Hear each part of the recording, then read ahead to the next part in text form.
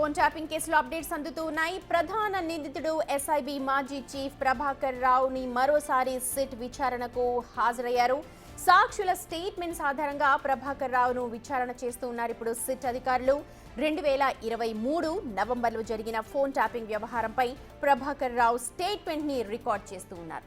2023 November 15 నుండి 30వ తేదీ వరకు అందిన సర్వీస్ ప్రొవైడర్ డేటాలో దాదాపు 618 ఫోన్ నెంబర్లను గుర్తించిన సిట్ ఇప్పుడు దానిపైన ప్రశ్నల వర్షం కురిపిస్తున్నట్టుగా తెలుస్తోంది. ప్రశ్నలు అడుగుతూ ఉన్నారు.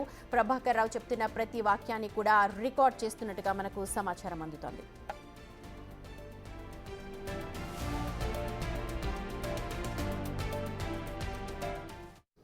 వివాహ సమయంలో ఇచ్చిన కట్నాన్ని తిరిగి ఇవ్వాలని ఓ యువతి అత్తగారింటి ముందు ధర్నాకు దిగిన ఘటన రాజన్న సిరిసిల్ల జిల్లాలోని చిన్న బోనాల గ్రామంలో జరిగింది.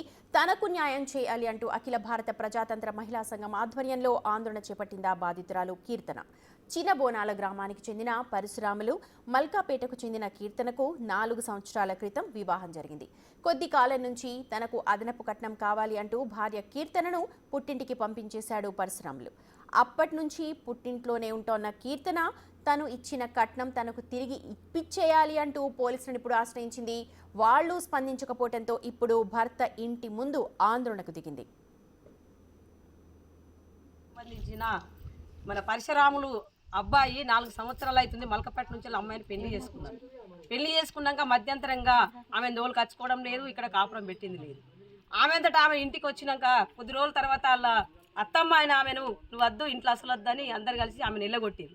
ఎల్లగొట్టిన తర్వాత కొద్ది రోజులు అమ్మ వాళ్ళ ఇంటికనే ఉంది అమ్మాయి మల్కపేటలో ఉండి. అతను పెద్ద మనసుతో వాళ్ళతో ఒప్పందాలు చేసినా కూడా ఎన్ని చాలా చెప్పినా కూడా బంగారం గోల్డ్ విషయంలో కూడా చాలా అబద్ధాలు ఆడి లాస్ట్కి అయితే కొంచెం బంగారం ఇచ్చిన నేను విడాకులకే ఇస్తానని సిద్ధపడ్డాడు.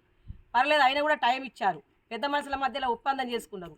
ఆ టైం కూడా అధిగమించి వాళ్ళు ఇచ్చిన ఏదైతే కట్నం ఉందో 4 లక్షలు ఇచ్చిన దానికి ఇంకో 4 లక్షలు అదనంగా మాట్లాడిందంటే 8,50,000 ఇవ్వాలనేది డిమాండ్ చేసి పెద్ద మనుషుల ఒప్పందం మీద.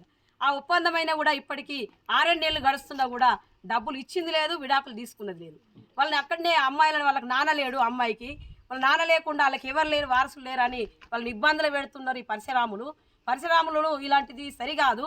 ఎందుకంటే పరశురాములు కూడా ఎప్పుడైతే అమ్మాయి మీద ఇష్టం లేదో అమ్మాయి డబ్బులు అమ్మాయికి ఇచ్చేసి నీ బతుకు నువ్వు బతుకు, ఆమెను ఇబ్బందులు పెట్టద్దని నేను ఎన్నిసార్లు పొద్దునుంటి 10 గంటలకు వచ్చి చెప్పినా కూడా అతను దారిలోకి వచ్చింది లేదు. ఫోన్లో మాట్లాడేది తప్ప అతను ఏమాత్రం కూడా రెస్పాండ్ అవ్వడం లేదు.